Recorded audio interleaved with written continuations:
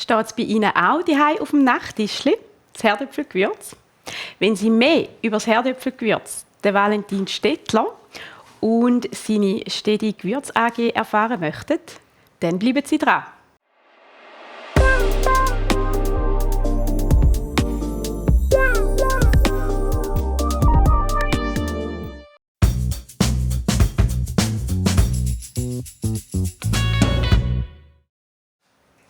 Herzlich willkommen, liebe Zuschauerinnen und Zuschauer, bei uns auf dem Online-Kanal. Wir sind heute zu Gast auf dem Weingut Wolfer, oberhalb von Weinfelden. Und mein heutiger Talkpartner ist der Valentin Stettler, Inhaber der Stedi Gewürz AG. Herzlich willkommen, Stedi, hier bei uns im Studio. Schön bist du da. Schön, dass ich kommen. Erlebnis. Danke vielmals. Wir haben uns sehr gefreut. Und gell, du hast mir gesagt, ich darf Stedi sagen. Absolut. Weil ich habe mir dann überlegt, sagt echt auch jemand Valentin zu dir? Da gibt es eine Person, das ist meine Mami. Und meine Mami sagt es in einer gewissen Strenge. Sie sagt so, Valentin! So. Ich durfte bereits früher den Namen übernehmen. Das ist, für alle, die das nicht wissen, der Ehresname von meinem Vater. Dortmal hat es auf dem Waffenplatz 2 Stettler gegeben. Und dortmal, das war schon früher, Schwarz-Weiß-Zeiten, sind auch beide Stettler anerkannt. Jetzt heisst Stettler daher. Und so ist er zum Stedi geworden. Und das ist nachher der Markenname geworden.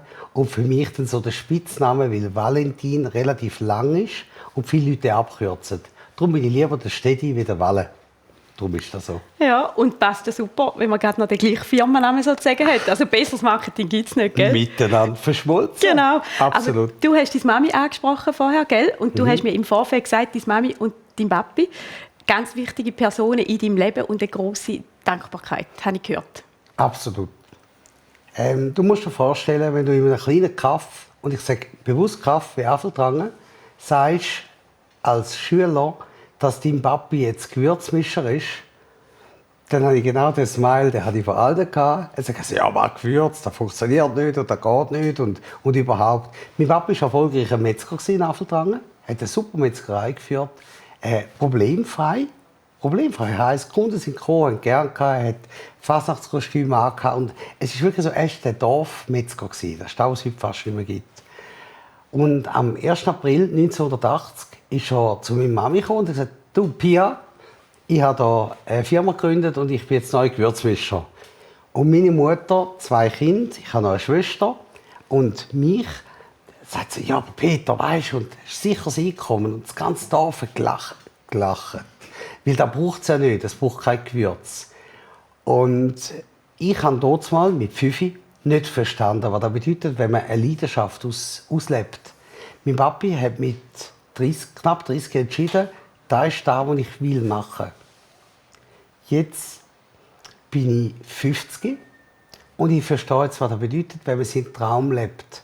Und darum ist es nicht darum gegangen, wie viel Geld gibt es, was kann man machen, sondern er hat jeden Tag das gemacht, was er am liebsten macht. Und genau darum ist mein Papi und meine Mami mega wichtig für mich. Weil mein Daddy hat gesagt, Pia, das machen wir. Und meine Mami hat rundherum geschaut, dass es irgendwie geht. Mit 2 Kindern, mit kein Geld, mit ja, wirklich schwierigen Zeiten, aber sehr, sehr schöne Zeiten gewesen. Darum sind die sehr, sehr wichtig für mich. Ja. Ich höre eine grosse Leidenschaft daraus raus. Schon bei deinen Eltern und bei dir habe ich das auch gespürt. Und wie das genau aussieht, da schauen wir jetzt gerade rein. Wir haben die nämlich besucht. Und ich glaube, dort hat man auch die Leidenschaft schon gespürt, bei dem Einblick ins Unternehmen. In diesem Gebäude an der Gaswerkstrasse Zweifelden ist die Firma Stedi daheim. Aber warum ist der Valentin Stettler mit seinem Betrieb überhaupt auf Weinfelden gekommen? Wir haben dort mal einen neuen Standort gesucht. Wir waren in Merwil am Anfang. Und in Merwil haben wir eine super alte Hütte gehabt, ehemalige Mosterei, eine Küferei. Und vielleicht kennst du das. Es ist ja so wie bequem, immer das Gleiche zu machen und immer am gleichen Ort zu bleiben. Ich habe aber gemerkt, wir kommen so nicht raus. So haben wir den Standort in Merwil einfach gekündigt und haben 6 Monate Zeit gehabt, um etwas Neues zu finden. Mein Traum war immer, in einer Ortschaft Produktion zu machen, wo man die Ortschaft auch kennt, wenn man schweizweit auf die Messe geht. Weinfelden haben wir nachher ausgelesen, weil da unten ist das Gebäude völlig zerrissen, wüst versprayt gewesen. Und ich habe mit viel Betteln und Mühen bei der Firma Fenaco die Möglichkeit bekommen, um das zuerst mal zu mieten. Darum sind wir hier in Weinfelden. Zentral in der Ostschweiz, tipptoppe Ortschaft. Wenn man sagt, woher bist du, Weinfelden ist klar. Manchmal verstehen sie noch Rheinfelden, aber da können wir dann aufklären. Grundsätzlich ist es so, Städte, Weinfelden, Thurgau, das passt wunderbar.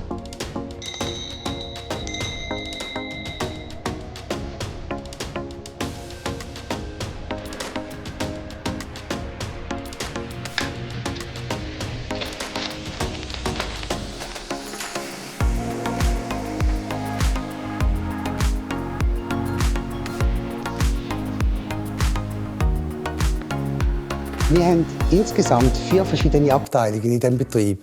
Die Hauptabteilung und die wichtigste ist meine Produktion, meine Manufaktur. Stedi tut nicht wie alle anderen Gewürzmischer auf Halde produzieren, sondern wir produzieren auf Bedarf.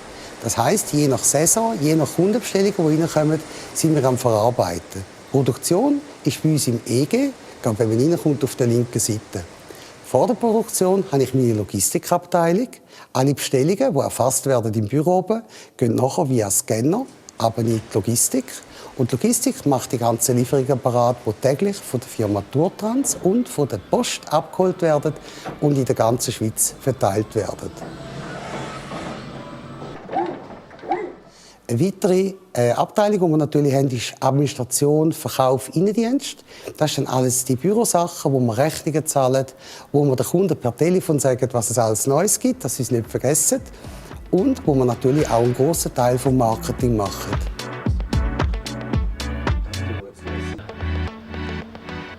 Die 4. Abteilung, und für mich persönlich die wichtigste, ist die Marketingabteilung. Mit der haben wir es geschafft, in den letzten Jahren, ich sage jetzt vielleicht eine Zahl von diesem Jahr, wir haben knapp 1,7 Millionen Facebook-User erreicht in den ersten 2 Monaten. Und das ist da, dass uns gar niemand draussen mehr vergisst und dass wir so jeden Tag gesund weiterwachsen können. Was ist der Lieblingsort von Valentin Stettler in seinem Betrieb? Im ganzen Firmengebäude habe ich am allerliebsten meine Manufaktur. Manufaktur aus einem einfachen Grund. Es wird jeden Tag produziert, und zwar echt produziert. Das heisst, kannst du dir vorstellen, am Morgen früh nehmen sie ihre Gewürze gemäß einem Produktionsauftrag, den meine Frau gibt. Dann fangen sie an, das zu verarbeiten, und so sieht man wirklich, was passiert ist. Du kannst dich nicht dahinter verstecken, sondern du musst leisten. Und wir haben das große Glück, dass wir mit mega guten Feen, sage ich denen, zusammenarbeiten, die das richtig gerne machen. Der grosse Vorteil ist auch, dass wir noch schmecken, was passiert in diesem Betrieb. Es ist nicht ein reiner Handelsbetrieb, wo du reinkommst und denkst, ja, was machen denn die Leute da? Sondern wir sind 1:1 am Arbeiten, zeigen auch die Warenanlieferungen, die kommen, dann die Warenausgänge, die gehen. Und das sieht mit den Manufakturen am besten. Danke vielmals für den spannenden Einblick.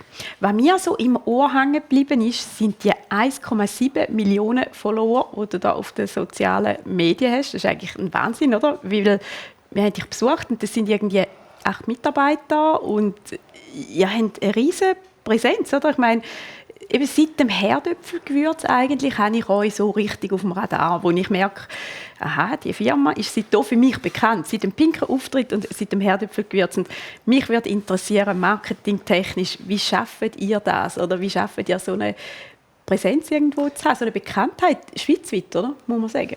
Ja, absolut. Mega coole Frage, danke.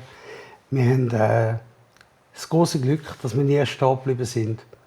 Du kannst dir vorstellen, wenn du in einem kleinen Betrieb anfängst mit kein Geld, dass du dann ja extrem genau einteilen musst, was du machst. Also gibst du dem Verein noch 100 Franken, einem anderen Fachhändler noch 1000. Wie holst du das wieder zurück? Und ich habe ein Talent, das ist digitale Medien. Schon immer. Allgemein Software, Computer interessieren mich massiv. Ich habe bis zu meinem 30. Lebensjahr auf der IT-Branche gearbeitet und habe dort wirklich ganz mega schöne Projekte machen. Habe aber gemerkt, das geht irgendwie nicht weiter. Also ich habe Kunden verloren. Und bei meinem Daddy war eigentlich dann so eine Geschichte, wo ich gesagt habe, weißt du was, wir haben keine Kunden, wir machen Fans. Und mit Fans, das ist mir hier nicht bewusst, aber ein Fan ist ein Multiplikator. Ein Fan sagt über dich, wow, den musst du probieren, das ist noch cool. Wir haben das erlebt an Dolma, wir sind 20 Jahre an Dolma und ist ich schwöre dir, Stefanie, vor 20 Jahren, als wir Dolmer sind, haben alle gesagt, das braucht es nicht. Also, wer bist du? Das ist der Knorr, ist an den Stand gekommen und hat gesagt, hier, pisst euch, geht weg, weil das wollen wir nicht. Was machen ihr noch da? Und wir haben gesagt, ja, das ist die Halle 9.1, da wird Gewürz verkauft, also anscheinend gehören wir da hin. Und wir sind jedes Jahr gewachsen. Nicht, weil wir den Kunden ums Verrecken Ware angedrillt haben, sondern weil wir gesagt haben, schau, da und da schmeckt noch fein für Eili, da und da schmeckt noch fein für da. Ich habe also wirklich die uralten Gewürzsteuerchen mitgebracht. Und warum dass wir heute 1,7 Millionen Facebook-User erreichen in einem Monat, sind mehrere Gründe. Zum einen haben wir gesagt, wir sind pink, weil dort mal ist das eine Fehllieferung gewesen. Also die Farbe stimmt gar nicht. Okay, Wir müssen spannend. Pantone C271 sein. Könnt ihr nachgoogeln, überall. Da wäre also nicht pink denkt Nein, gewesen, verstehe ich richtig? Wirklich. Schau deine Fingernägel an. Schau so, etwa so da zwischen ihnen. Also Okay. es ist ein Lila, weißt du, so satt und richtig. Okay, faktisch, es sind dort mal 250'000 Steuerli gekommen, oder Deckel gekommen mit der falschen Farbe. Kein Geld mehr auf dem Konto, null. Dolma, 2 Minuten später, du musst verarbeiten. Und die Menschen, die Fans, an Dolma haben gesagt, die Frauen, die Ladies haben gesagt, ja wow, das ist die Farbe. Und die Männer haben alle gesagt, okay, das ist nicht die Farbe. Und ich habe gemerkt, okay, es geht um die Farbe, also stehen lassen. Und dann haben wir angefangen, den ganzen Firmenauftrieb in Pink umzuwandeln. Und heute steht, und da bin ich wirklich auch mega dankbar dafür, heute geht der Kunde in Coop, in Migros, in Volk, schaut, wo ist Pink, weil dort ist Qualität, dort ist Ehrlichkeit und dort ist, das ist ein Steady. Und das ist sehr, sehr schön.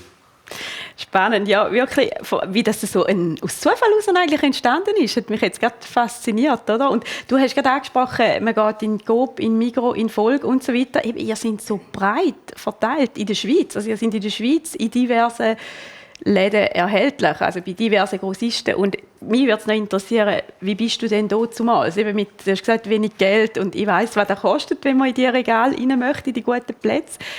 Wie ist euch das gelungen, dort anzukommen? Geduld. Krass. Sorry. Alles gut. Man sieht, da ist eine grosse Leidenschaft dahinter.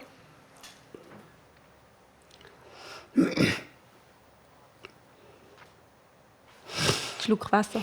Das ist gut. Alles gut. Ja, gut.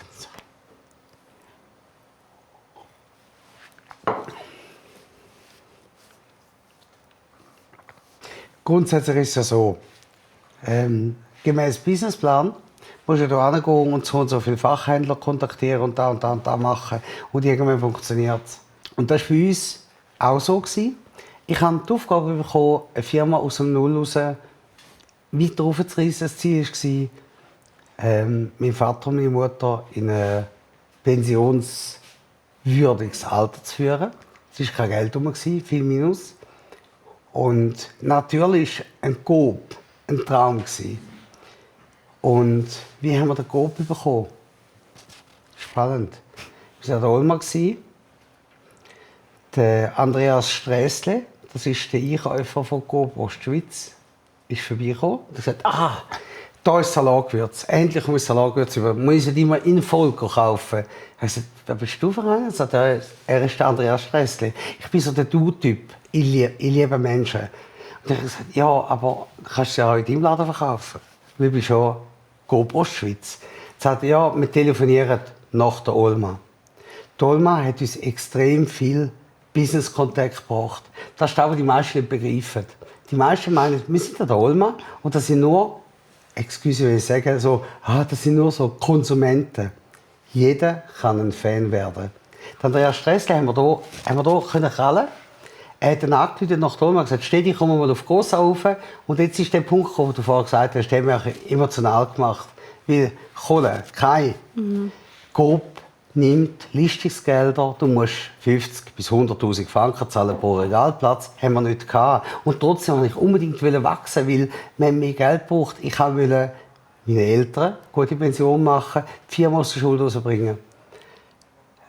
Dann hat Herr Stressle gesagt, komm doch mal auf Gossau. Und ich habe gesagt, Herr Stressle, das ist mega lieb, aber wir haben keine Kohle. Ich habe ein Produkt, das läuft, ich habe eine Qualität, die funktioniert und ich habe Marge. So, also das heisst, wenn du viel verkaufst, kannst du viel verdienen. Wenn nicht, dann nicht. Also, komm mal, wir finden eine Lösung. Und so durfte ich in GoPro Schweiz, das war der erste grosse Laden für uns, durfte ich liefern. Fair heisst, er hat Geld verdient, ich habe Geld verdient und die Kunden haben das Produkt posten.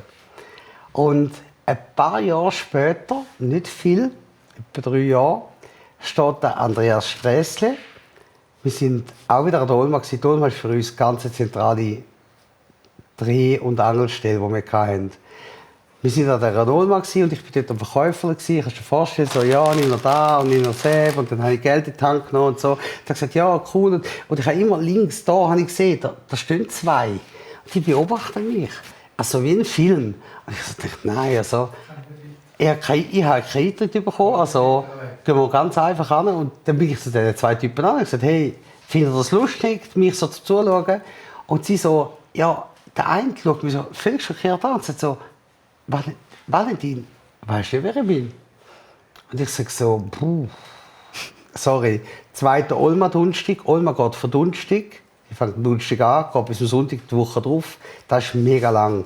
Und wenn du so immer mit den Leuten in Kontakt bist, dann hast du das ist wie ein Film. Also alle Menschen sind dann zwar noch Menschen, aber sie sind wie Schwämmli. Du siehst die nicht mehr.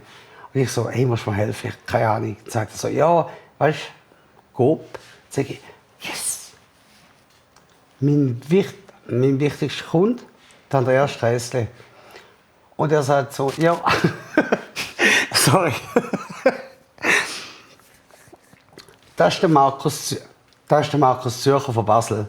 Und ich so, der Herr Zürcher von Basel, hure lustig. Und er so, hey Stegi, das ist der Herr Zürcher von Basel. Ich so, ich check's nicht. Und er sagt so, Zürcher, Basel, Hauptzentrale, Coop. Ich so, wow, das wäre ganz wichtig. Ich habe das gar nicht begriffen. Weil einfach, ich war so im Olma-Fieber drin und ich habe gesagt, ja, okay, ist nochmal ein Mensch, Fan, potenzieller Fan.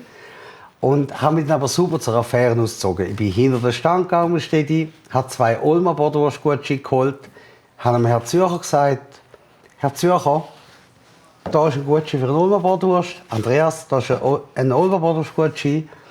Nach der Olma melden wir uns. Und der Zürcher hat gesagt, das ist gut. Nach der Olma haben wir ein Mail geschickt, ich habe Herr Zürcher bin zurück von der Olma.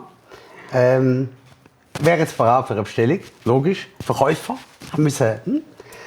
Der Herr Zürcher hat geschrieben, nein, ist gut, Sie sind noch nicht so weit. Das Spiel habe ich 9 Jahre gemacht. Jedes Jahr vor der Olma habe ich dem Herrn Zürcher ein Mail geschickt. Lieber Zürcher, jetzt nicht bestellen. Sie wissen, an der Olma bin ich durcheinander. Ich gehe jetzt an die Olma. Nach der Olma können wir bestellen. Und er hat jedes Jahr geschrieben, im Moment ist noch gut, immer nach der Olma. Also wir hatten so eine Chat-Beziehung, einfach eine lange, oder? Und nach 9 Jahren ist kein Mail nach der Olma. Dann kann ja sein, Menschen künden, Menschen gehen weg von dem Planeten und so. Dann habe ich versucht anzurufen, bin nicht durchgekommen, habe ihm ein Mail geschrieben. Dort ist so das Beziehungsstatus ist so voll in, überall in sozialen Medien. Dann habe ich ihm ein Mail geschickt, nicht mit «Ich bin zurück von der Olma», sondern «Beziehungsstatus kompliziert», habe ich einfach geschrieben per E-Mail. Und ich dachte, wow, jetzt bist du der Superhero. Und prompt ist das Telefon vom Herrn Zürcher, wo man nie telefonisch erreicht hat, gesagt, «Stedi, jetzt musst du vorbeikommen». Und dann haben wir die Chance gehabt, das war 2019, in Coop zu liefern. Nach 9 Jahren sauberer, feiner Aufarbeitung und natürlich immer während dieser Zeit, und ich bin offen froh, hat der Herr Zürcher das auch gemacht. Wir wären nicht bereit gewesen für die Mengen. Und jetzt kann man schon sagen, ja, das ist ja cool, da kannst du ja mehr verkaufen und kannst ja mehr liefern und verdienst viel mehr Geld. Ja, genau, nein. Dann brauchst du auch mehr Maschinen, brauchst du auch mehr Menschen, brauchst du auch mehr Leute, die auch möchten. Und das war immer so ein Thema. Wachsen, ja, aber in einen Bereich, wo du auch noch handeln kannst. Mir ist mega wichtig, dass ich meine Leute kenne. Wir sind, du hast es vorhin gesagt, 8, 10 Mitarbeiter, manchmal sind wir 12, manchmal sind wir 14, manchmal sind wir auch nur 6. Weil wenn alle irgendwie den Pfnüssel haben oder krank sind, dann muss ja gleich geliefert werden. Ich habe Gott sei Dank eine Spitzenfrau gefunden, Andrea, die vor 16 Jahren in Betrieb gekommen ist. Und irgendwie meine Eskapaden managt. Eskapaden bedeutet, sie plant alles super ein, weißt du, so richtig super im Excel und unten rechts gibt es ein paar Tonnagen und dann kommt der Städti und sagt, ja komm, machen wir noch die Aktion, dieselbe Aktion und so und sie schluckt dann zweimal ein bisschen und dann sagt sie, so, aber das habe ich nicht eingeplant und ich sage so, komm, da geht schon und irgendwie managt sie da, weil wenn du in so grossen Kanälen rein bist, ist nicht liefern ein No-Go. Also es ist dann nicht, Beispiel jetzt das Corona und plötzlich verdreifacht sich dein Umsatz im Monat und du sagst einfach, ja, Edgy Badge mehr nichts mehr. Das geht nicht. Das sind riesige Penalty-Zahlungen. Und ich glaube, eine Geschichte ist, wie wir, ich habe da gar nicht begriffen, wo wir drin sind. Wirklich nicht. Für mich war immer, steht mehr Kunden, dann machen wir noch einen Online-Shop, dann machen wir noch da, dann gehen wir noch mehr am Essen, dann machen wir noch selbst und dies und jenes. Und die Qualität müssen wir hochheben, weil wir fantastische Lieferanten haben, wo wir immer gesagt haben, wenn der Lieferant kommt und sagt, hey, sorry, es wird jetzt teurer, weil, dann haben wir gesagt, ja, dann wird es halt teurer. Und wir sind dann auch so langsam nachgezogen, aber wir haben immer extrem gute Lieferpartner gehabt, von Anfang an weg, weil wir ehrlich waren. Ganz am Anfang haben wir, wie gesagt, keinen Stutz gehabt. Und dann haben wir dem Lieferanten gesagt, er sagt, sorry, im Moment haben wir einfach keine Flocken. Wenn du weiterlieferst, kann ich weiter verkaufen. Und wenn ich etwas kann, wir haben vorher digitale Medien angesprochen, ich kann verkaufen. Ich liebe verkaufen. Ich liebe, den Leuten etwas nachzubringen, was sie noch brauchen können, um noch mehr Fans zu finden. Wir haben so viele Detailhandelsläden können pushen in ihrem Umsatz. Und jetzt denkst du so, ja, aber das Herdöpfelgewürz, ich meine, das kostet irgendwie 7, 8, 9 Franken. Ich weiss nicht einmal, was im Detailhandel kostet. Niemand geht in den Detailhandel und kauft das Herdöpfelgewürz. Sondern sie gehen in den Detailhandel, kaufen wegen dem Herdöpfelgewürz und dann kaufen sie den Rest dort auch noch ein. Und da geht es. Dass man eigentlich wirklich nicht in 7 Läden gehen will, sondern dort, wo das Herdöpfelgewürz ist, mache ich dann meinen Wocheneinkauf eigentlich. Oder? Das ist so ein bisschen der Sinn dahinter. Ist genau so. Oder? Und das ist auch der Mehrwert, sage ich mal, jetzt für den Coop und für den Migros und für eben das Pech für die, die es nicht haben. Oder? Es gibt ja auch Läden, die es nicht haben. Genau. Die erwähnen wir jetzt nicht, aber die haben es nicht. Oder? Und aber das sind dann die Menschen, die, weißt, es ist plötzlich, wenn ich merke, in den letzten 4, 5 Jahren, die Welt hat sich wirklich gedrillt. Komplett. Früher hast du mit Einkäufern, ich nenne den Markus Zürcher wirklich gerne mal, er ist der Traumkunde. Immer noch ist jetzt pensioniert, seit diesem Jahr, leider. Er hat nicht einmal mir angekündigt, dass er pensioniert wird. Er ist einfach nicht mehr erreichbar. Aber wenn du die neuen Einkäufer hast, ist es so wie, keine Ahnung, was die wollen. neue Generation irgendwo, oder? Also ja, neue aber Ideen. mein Gott, du brauchst ein Produkt, wo die Leute nachrennen und sagen, hey, wir feiern es. Wir haben einen TikTok-Kanal, wir haben YouTube, wir haben Facebook, wir haben Instagram, wir haben alles, was es gibt. Und wir haben Tausende, Hunderttausende von Fans. Und wir sind nicht ein Konzern, wo irgendwie anders steht und sagt, so, jetzt nehmen wir mal 2 Millionen in die Hand und machen mal was, was der Kunde kurz gefällt. Sondern wir sind über Tradition gewachsen. 1980 ist der Betrieb gegründet worden. Jetzt sind wir im Jahr 2025, wir werden 45 in diesem Jahr, sind wir geworden, am 1. April dort mal. Und ich bin mega dankbar, dass wir das überhaupt überlebt haben. Ja, und unglaublich, immer noch als Kleinbetrieb, oder? Ihr seid ja jetzt eigentlich noch ein Kleinbetrieb, oder? Mit unter 10 Leuten und haben irgendwie die Präsenz und die Möglichkeiten, die Bekanntheit auch, schweizweit. Das ist eigentlich unglaublich, oder? Ich habe früher gemerkt, dass wir das selber nicht stemmen können. Und nicht, weil ich nicht will. Also mein Papi hat mega gerne gemischt. Er ist mega happy am Kommen, wenn er 10 Tonnen Herdöpfelgewürz mischen pro Tag. Und irgendwann ist mein Papi älter geworden. Er hat gesagt, ja, ich drehe ein bisschen kürzer. Dann habe ich neue Leute angestellt. Er hat gesagt, da, 10 Tonnen kann der Vater auch. Also, dann machst du 15. Hey, das kannst du vergessen. Die machen vielleicht 2 Tonnen am Tag. Und das geht ja nicht auf. Also, wenn wir so weitergewachsen wären, hier, wie wir sind, mit Leuten, das wäre nicht gegangen. Weil Menschen gehen heute gerne ins Büro. Dort können sie sich Computer lernen oder sind sie da. Aber wirklich produzieren. Und darum habe ich also mega Freude an meiner Manufaktur. Meine Mädels, meine Feen, sage ich denen, du bist mit mir im Vorgespräch. Hast du gesehen, es ist alles pink, meine Ameisen sind pink. Es ist alles einfach so ein bisschen mein Universum. Und alle Menschen, die da mitspielen möchten, dürfen das, aber sie müssen leisten. Und wir haben einfach gemerkt, je strenger das die Arbeit wird, desto schwieriger ist es, zum Leute zu finden, die dann die wirklich ausführen. Und so haben wir schon früher im 2018 haben wir angefangen outsourcen. Weil mein Mischer dort mal, ich bin zu dem in Produktion und gesagt, du hast jetzt gerade Pizza-Pasta-Gewürz gemacht, übrigens fantastisch. Muss ich natürlich sagen, es schmeckt nach Eros Ramazzotti und Riviera und sehr, sehr fein. Er sagt, wie hast du das gemacht? Du hast gar kein Basilikum. Ich sagte, ja, habe ich halt nicht drin getan. Und ich so, ja, das ist nicht so schlau. Wir sind im Coop mit diesem Produkt. Jetzt darf ich sagen, ist lang genug her. Wenn der Coop da herausfindet, schickt er das Zeug zurück. Dann kannst du hops gehen wegen dem. Und alle anderen, die gut arbeiten, verlieren ihren Job. Und in dem Moment habe ich ihn rausgerührt. Ich habe gesagt, okay, haben wir keine Produktion mehr. Ich gehe zu meinen guten Lieferanten, die ich schon mega lange habe den Flüger genommen, bin dort hingeflogen und gesagt, hey, irgendwie, wenn ihr noch weiter möchtet Rohstoff liefern, dann bist du so gut gemischt, weil wir haben keine Produktion mehr.